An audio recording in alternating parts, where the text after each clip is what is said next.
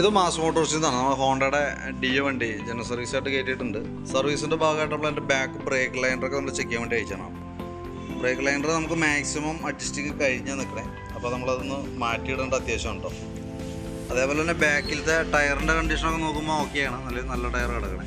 ഹബിനകത്തായാലും ഹബിൽ ചെറിയൊരു സ്ക്രാച്ചസ് വന്നിട്ടുണ്ട്. അതിൻ്റെ ഉള്ളിലേക്ക് നോക്കുമ്പോൾ അറിയാം ചെറിയൊരു സ്ക്രാച്ചസ് വന്നിട്ടുണ്ട്. പക്ഷേ തൽക്കാലം നമുക്ക് വാട്ടർ പേപ്പറൊക്കെ ഇട്ടൊന്ന് ക്ലീൻ ചെയ്ത് നരച്ച് ക്ലീനാക്കി റീസെറ്റ് ചെയ്യണം. നമുക്ക് ഈ ബാക്കിലേക്ക് നമുക്ക് ഈ വണ്ടിക്ക് വരുമ്പോഴേ ടയർ എടുക്കുമ്പോൾ കുറച്ചുകൂടി ബെറ്റർ നമുക്ക് കമ്പനി വരുന്ന മോഡൽ ടയറാണ് യൂസ് ചെയ്യുന്നുണ്ട്, കുറേ കൂടി നല്ലത്. കാരണം എന്ന് വെച്ചാൽ നമുക്ക് ഓടിക്കാൻ ഒരു സ്മൂത്ത് കിട്ടാനായിട്ട് കുറച്ചുകൂടി ബെറ്റർ അതായിരിക്കും. ലൈഫും വലിയ വേരിയേഷനൊന്നും ഉണ്ടാവില്ല. ഈ ടയറിന് ഒരല്പം മൈലേജ് കൂടുതൽ കിട്ടും. മൈലേജ് എന്ന് പറഞ്ഞാൽ കിലോമീറ്റർ ഇച്ചിരി കൂടുതൽ കിട്ടും ഓടിക്കാനായിട്ട്. പക്ഷെ എന്നാൽ പോലും കുറച്ചുകൂടി ബെറ്റർ നമുക്ക് നോക്കുമ്പോൾ മറ്റേ ടയറായിരിക്കും കേട്ടോ. അത് ഫ്രണ്ടിൽ കിടക്കണ മോഡൽ ടയറാണ് കുറച്ചുകൂടി നല്ലത്. പിന്നെ അതേപോലെ തന്നെ നമ്മളതിൻ്റെ എയർ ഫിൽട്ടർ ക്ലച്ചിൻ്റെ ഭാഗം നമ്മൾ ചെക്ക് ചെയ്യാനുണ്ട്. എയർ ഫിൽട്ടർ കുറച്ച് പൊടിയൊക്കെ ഉണ്ട്, അതൊക്കെ ഒന്ന് ക്ലീൻ ചെയ്ത് നമുക്കൊന്ന് റീസെറ്റ് ചെയ്യാം. കമ്പനി ഫിൽട്ടർ തന്നെയാണ് കിടക്കുന്നത്, ഹോണ്ടയുടെ ഒറിജിനൽ ഫിൽട്ടർ തന്നെയാണ്. അപ്പോൾ നമുക്ക് അടുത്ത സർവീസിലൊക്കെ നമുക്ക് എന്തെങ്കിലും മാറ്റേണ്ടി വരും. അതേപോലെ തന്നെ ക്ലച്ചിൻ്റെ ഭാഗം നമ്മൾ ചെക്ക് ചെയ്യുന്നുണ്ട്. ക്ലച്ച് നമുക്ക് വർക്ക് ചെയ്തിട്ടുള്ള അത്യാവശ്യം നല്ല രീതിയിലുള്ള പൊടി കാര്യങ്ങളൊക്കെ ഉണ്ടാക്കും. നേരടിച്ച് ക്ലീനാക്കി എടുക്കുക. വേറെ ഓയിൽ ലീക്കോ കാര്യങ്ങളൊന്നുമില്ല. ക്ലച്ച് ഷാഫ്റ്റിൻ്റെ സൈഡിലായാലും ക്രാങ്ക് ഷാഫ്റ്റിൻ്റെ സൈഡിലായാലും വേറെ ഓയിൽ ലീക്കേജോ കാര്യങ്ങളൊന്നും കാണിക്കുന്നില്ല. പിന്നെ ബെൽറ്റിൻ്റെ കണ്ടീഷൻ നോക്കുമ്പോൾ ബെൽറ്റ് കമ്പനി വണ്ടി വന്നപ്പോൾ ഉള്ള ബെൽറ്റാണ്. ഇതൊരു പവർ ലിങ്ക് എന്ന് പറയുന്ന മോഡലാണ്. ഹോണ്ടയ്ക്ക് ആദ്യം വന്നുകൊണ്ടിരുന്നതാണ്. ഇപ്പോൾ നിലവിൽ ബാൻഡോ എന്ന് പറഞ്ഞ ബ്രാൻഡിലാണ് വന്നത്. ഇത് നല്ല ലൈഫുള്ളതാണ്, അത് വേറെ പൊട്ടുള്ള കാര്യങ്ങളൊന്നുമില്ല. അപ്പോൾ തൽക്കാലം ബെൽറ്റ് അതൊക്കെ തന്നെ മതി. പിന്നെ നമുക്ക് ഈ മോഡൽ ഈ വേരിയേറ്റർ ബോഡി ബോസ് ഡ്രൈവ് റോളറൊക്കെയാണ്. അതൊക്കെ വലിയ പഴക്കമൊന്നുമില്ല, നല്ല തേമാനം കാര്യങ്ങളൊന്നും കാര്യമായിട്ട് വന്നിട്ടില്ല. അതൊക്കെ നമ്മൾ യൂസ് ചെയ്താൽ മതി.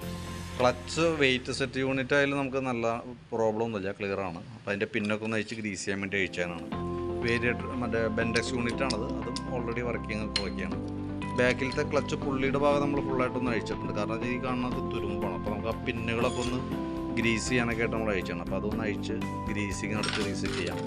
ക്ലച്ച് ഔട്ടർ യൂണിറ്റാണത്. അത്യാവശ്യം ആ പൊടിയൊക്കെ ഇരിക്കുന്നുണ്ട്, ക്ലച്ച് വർക്ക് ചെയ്തിട്ടുള്ള പൊടിയൊക്കെ ഉണ്ടെന്നുള്ളൂ. അതിൻ്റെയാണ് ചെറിയൊരു ജർക്കിങ് ഒക്കെ കാണിച്ചു വിട്ടിരുന്നത്, അതിൻ്റെയാണ്. അപ്പോൾ അതൊക്കെ ഒന്ന് ക്ലീൻ ആക്കിയിട്ട് നമുക്കൊന്ന് റീസെറ്റ് ചെയ്തിട്ട്. പിന്നെ ചോക്കിൻ്റെ കേബിൾ, ആക്സിലേറ്ററിൻ്റെ കേബിൾ, ഈ രണ്ട് കേബിളുകളും കംപ്ലൈൻറ്റ് ഉണ്ട്. അതുപോലെ ചോക്ക് കേബിൾ ഓൾറെഡി നല്ല ടൈറ്റാണ്. തന്നെയല്ല നമ്മൾ ഇവിടെ നോക്കുമ്പോൾ ഔട്ടർ പൊട്ടിയ ഒരവസ്ഥയിലൊക്കെ കൂടി ഇരിക്കുന്നുണ്ട്. കാരണം ഔട്ടർ പൊട്ടി ലോഡായിട്ടാണ് നിലവിൽ വണ്ടി ഇരുന്നായിരുന്നത്. പിന്നെ അതേപോലെ തന്നെ ആക്സിലേറ്ററിൻ്റെ കേബിളും സെയിം ടൈറ്റ് കാണിക്കുന്നുണ്ട് കേട്ടോ. അപ്പോൾ നമ്മൾ ചോക്ക് ലോഡായി കിടന്ന് ഓടിയത് കൊണ്ട് തന്നെ നമ്മൾ കാർബറേറ്റർ കൂടി അഴിച്ചിട്ടുണ്ട്. കാരണം അത്യാവശ്യം കാർബൺ ഉണ്ടാവും അതിനകത്ത്. അപ്പോൾ അത് നമ്മൾ അഴിച്ച് ഫുള്ളായിട്ട് ക്ലീനർ വെച്ചിട്ട് ക്ലീൻ ചെയ്യാൻ വേണ്ടി അയച്ചാനാണ്. അതും കൂടി ക്ലീൻ ചെയ്ത് കയറ്റുമ്പോഴാണ് ആ ഭാഗം ക്ലിയറായി പോയിക്കോളൂ കേട്ടോ. അതേപോലെ തന്നെ അതിൻ്റെ ഈ സ്ലോ ജെറ്റും ഈ ഫ്ലോട്ടിൻ്റെ വാൽവും, ഈ രണ്ട് ഭാഗവും അത്യാവശ്യം നല്ല രീതിയിൽ തന്നെ കംപ്ലൈൻറ്റ് കാണിച്ചു തുടങ്ങിയിട്ടുണ്ട്. അതായത് ഈ സ്ലോ ജെറ്റിൻ്റെ ഈ ഭാഗത്തൊക്കെ ശ്രദ്ധിക്കാൻ നമുക്ക് മനസ്സിലാവും, ഒരു ചെറിയ കളർ ഷെയ്ഡിലൊരു ഫംഗസ് പിടിച്ചൊരവസ്ഥയിൽ ഇത് ഇരിക്കുന്നുണ്ട്. അപ്പോൾ അതേപോലെയാണ് അതിൻ്റെ ഉള്ളിൽ വന്നേക്കുന്നത്. ഒരു വെള്ളപ്പൊടി കലർന്ന ഒരു രീതിയിലാണ്. അത് ശരിക്കും പറഞ്ഞാൽ ഇപ്പോഴത്തെ പെട്രോളിൽ വരുന്ന കെമിക്കൽ ആഡ് ചെയ്യുന്ന കെമിക്കലിൻ്റെ റിയാക്ഷനാണ്. അത് തന്നെയാണ് ഫ്ലോട്ട് വാൽവിനും സംഭവിച്ചത് കേട്ടോ. അപ്പോൾ നമുക്ക് നല്ല രീതിയിൽ ക്ലീനർ ഉപയോഗിച്ച് നല്ലോണം ഒന്ന് ക്ലീൻ ചെയ്തിട്ട് നമുക്കൊന്ന് റീസെറ്റ് ചെയ്യാം. പിന്നെ എൻജിൻ ഹെഡിൻ്റെ ഭാഗത്ത് വരുമ്പോഴത്തേക്കും ഹെഡിൻ്റെ കവർ ഗ്യാസ്കറ്റ് ലീക്കേജ് സ്റ്റാർട്ട് ചെയ്തിട്ടുണ്ട്. അപ്പോൾ കൈയോടെ അത് അഴിച്ച് മാറ്റി ആ മൗണ്ട് റബ്ബറും മാറ്റി റീസെറ്റ് ചെയ്യാം. കാരണം വെച്ചാൽ കവറിങ്ങിൻ്റെ ഉള്ളിലായതുകൊണ്ട് തന്നെ പുറത്ത് നമുക്ക് കാണാൻ പറ്റില്ല. ബോഡിയൊക്കെ കവർ ചെയ്ത് പോയ കാരണം കൂടുതലായിട്ട് ഓയിൽ ലീക്കേജ് വന്ന് പുറത്ത് ചാടുമ്പോഴാണ് നമ്മൾ ശ്രദ്ധിക്കുള്ളൂ. കൈയോടെ തന്നെ മാറ്റി കളഞ്ഞു കേട്ടോ. പിന്നെ ടയറിൻ്റെ കേസ് ഞാൻ പറഞ്ഞല്ലോ, ഇതാണ് ശരിക്കും കമ്പനി വരുന്ന മോഡൽ ടയർ. കാരണം ഇതാണ് ശരിക്കും അതിൻ്റെ നല്ല ഡിസൈൻ കേട്ടോ. വണ്ടിക്ക് നമുക്ക് കുറച്ചും കൂടി കംഫർട്ടായിട്ട് ഓടിക്കാൻ പറ്റുന്നൊരു ഡിസൈനാണത്. ഇതിനെ സാപ്പർ ഗ്രിപ്പ് എന്ന് പറയാം. ശരിക്കും പറഞ്ഞാൽ സാപ്പർ മോഡൽ. അത് ഇപ്പോൾ MRFൻ്റെ ആയാലും ശരി, അപ്പോളോ, സിയറ്റ് ഏതായാലും കുറച്ചും കൂടി നല്ലത് ഈ ഡിസൈൻ വി ഷേപ്പ് ടയർ എന്ന് പറയാം. ആ ഡിസൈൻ ചൂസ് ചെയ്യണമായിരിക്കും കുറച്ചുകൂടി ബെറ്റർ. പിന്നെ അതേപോലെ തന്നെ ഫ്രണ്ടിലത്തെ ബ്രേക്ക് ലൈനർ നമുക്ക് ഉപയോഗിക്കാനുണ്ട് നിലവിൽ, വേറെ പ്രോബ്ലം ഒന്നുമില്ല. ക്യാമൊക്കെ ഒന്ന് അഴിച്ച് ഗ്രീസ് ചെയ്ത് നമുക്ക് റീസെറ്റ് ചെയ്യാം. കുഷൻ അസംബ്ലിയുടെയും ലിങ്കിൻ്റെയും ബുഷുകൾ കംപ്ലൈൻ്റ് ആണ്. ലിങ്ക് ബുഷൊക്കെ നല്ല രീതിയിൽ പോയി കിടക്കുന്നുണ്ട്. ഈ സൈഡും രണ്ട് സൈഡും നല്ല രീതിയിൽ പോയി. അപ്പോൾ അത് സെറ്റ് മാറ്റണം. അതേപോലെ തന്നെ ഈ കുഷൻ്റെ ഈ ഗ്രീൻ ബുഷ് നമുക്ക് മാറ്റിയിടാം. ഈ ബുഷുകൾ പോയി കിടന്ന് ഓടുമ്പോൾ സംഭവിക്കുന്ന രണ്ട് കാര്യങ്ങളുണ്ട്. ഒന്ന് വീൽ ബെയറിംഗ് കംപ്ലൈൻറ്റ് വരും, അതേപോലെ തന്നെ കോൺസെപ്റ്റും കംപ്ലൈൻറ്റ് വരും. ഇതിൻ്റെ വീൽ ബെയറിങ്ങിന് പ്ലേ തുടങ്ങിയിട്ടുണ്ട്. കൈയോടെ മാറ്റിയിടാം. കോൺസെപ്റ്റ് നമുക്ക് തൽക്കാലം അഡ്ജസ്റ്റ് ചെയ്തിടാം.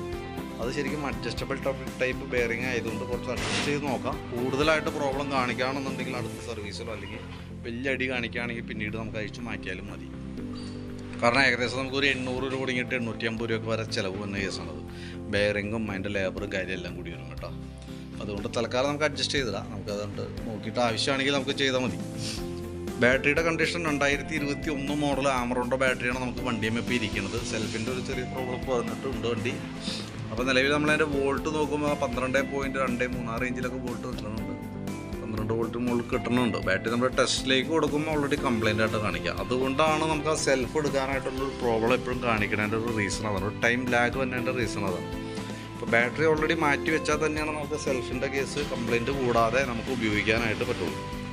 സ്പാർക്ക് പ്ലഗിൻ്റെ ഭാഗം നമ്മൾ ചെക്ക് ചെയ്യുന്ന സമയത്ത് പ്ലഗ് പുതിയ പ്ലഗാണ്, വലിയ പഴക്കമായിട്ടില്ല. നമുക്കൊന്ന് ക്ലീൻ ചെയ്ത് റീസെറ്റ് ചെയ്താൽ മതി. അതേപോലെ തന്നെ എൻജിൻ ഓയിലിൻ്റെ അവസ്ഥ തീരെ മോശം എന്ന് പറയാൻ പറ്റില്ല, എന്നാലും അത്യാവശ്യം കളർ ചേഞ്ച് കാര്യങ്ങളൊക്കെ വന്നിട്ടുണ്ട്. പൊട്ടത്തിക്കൂടെ മാറ്റി വിടാം. അപ്പം നിലവിൽ നമുക്ക് എൻജിൻ ഓയിൽ ചേഞ്ച് ചെയ്യേണ്ടി വരും. അതേപോലെ തന്നെ ആക്സിലേറ്ററിൻ്റെ കേബിള്, ചോക്കിൻ്റെ കേബിള്, ഹെഡിൻ്റെ ബീഡിങ് ഗ്യാസ്കറ്റ്, അതിനോടനുബന്ധിച്ച് തന്നെ അതിൻ്റെ മൗണ്ട് റബ്ബറുകൾ, അതേപോലെ ഫ്രണ്ടിലേക്ക് വരുമ്പോൾ ബുഷ് സെറ്റ്, ഗ്രീൻ ബുഷ്. പിന്നെ പറയാൻ വിട്ടുപോയി വേറൊരു കേസ് ഉണ്ട്. ബ്രേക്കിൻ്റെ കേബിളുകൾ ഔട്ടർ വലിയ ലോഡായിട്ട് നിൽക്കുന്നുണ്ട്. ഈ ഒരു കേബിൾ നല്ല രീതിയിൽ ലോഡായിട്ടുണ്ട്. അപ്പോൾ ആ ബ്രേക്കിൻ്റെ കേബിൾ നമുക്ക് ചേഞ്ച് ചെയ്തിടണം. കാർബറേറ്റർ ക്ലീൻ ചെയ്യണം, സ്ലോ ജെറ്റ് ഫ്ലൂട്ട് വാൽവ് മാറ്റിയിടണം. പിന്നെ ഈ ഭാഗത്തേക്ക് വരുമ്പോഴത്തേക്ക് ക്ലച്ചിനകത്തും വേറെ പ്രോബ്ലം ഇല്ല, ബാക്കിലത്തെ ബ്രേക്ക് ലൈനുണ്ട്. ഇത്രയായിട്ടൊക്കെയാണ് മെയിനായിട്ട് നമുക്ക് അതുമായി ബന്ധപ്പെട്ട് റീപ്ലേസ് ചെയ്യേണ്ടി വരുന്ന പാർട്സുകൾ കേട്ടോ. അപ്പോൾ ജനറൽ സർവീസാണ് മെയിനായിട്ട് പറഞ്ഞിരിക്കുന്നത്. അതിനകത്ത് അഡീഷണൽ എണ്ണ വർക്കെന്ന് പറഞ്ഞാൽ നമുക്ക് ആ കേബിൾ, ആക്സിലേറ്റർ കേബിൾ മാറ്റുന്നതും കാർബറേറ്റർ ക്ലീനിങ് ഒക്കെയാണ് അഡീഷണലായിട്ട് വന്ന വർക്ക് എന്ന് പറയുന്നത്. അപ്പോൾ ഞാനത് നോക്കിയിട്ട് ഏകദേശം ഒരു എസ്റ്റിമേറ്റ് നോക്കിയിട്ട് വാട്സാപ്പിൽ അതിൻ്റെ ഡീറ്റെയിൽസ് ഷെയർ ചെയ്തിടാം. ഇപ്പോൾ വീഡിയോ ഒന്ന് കാണാം, കണ്ടിട്ട് നോക്കിയിട്ട് വാട്സാപ്പിൽ തന്നെ ഒന്ന് റിപ്ലൈ ഇട്ടാൽ അതനുസരിച്ചിട്ട് നമുക്ക് വർക്ക് കണ്ടിന്യൂ ചെയ്യാം, കംപ്ലീറ്റ് ചെയ്യാം. ഓക്കെ.